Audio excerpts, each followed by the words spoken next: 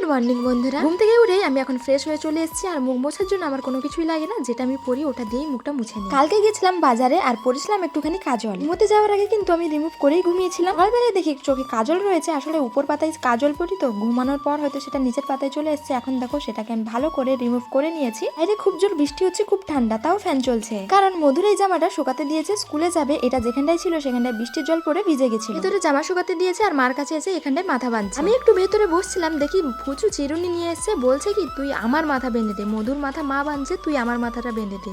তো তারা যাবে এখন স্কুলে, তাই দেরি না করে তাড়াতাড়ি করে মাথাটাও বেঁধে দিল। তারা তো মাথা বেঁধে নিয়ে স্কুলে চলে গেছিল। তারপরে আমি বসে পড়লাম খেতে, আর হঠাৎ করেই দেখি মধু আবার স্কুল থেকে ঘুরে এসছে। কেন বলো তো, ও পড়ে গেছে কাদায়, মানে ফ্যানের মধ্যে যে স্কার্টটা শুকাতে দিয়েছিল সেটা পরে গেছিল, তাতেই পড়ে গেছে। দেখো কিভাবে বৃষ্টি হচ্ছে, তো স্লিপ খেয়ে পড়ে গেছে, আর সেটা আমাকে ভালো করে দেখাচ্ছে, দেখ আমি পড়ে গেছি, এরকম কাদা হয়েছে। যাই হোক, আরেকটা ছিল, তো চেঞ্জ করে আবার সে চলে গেল স্কুলে।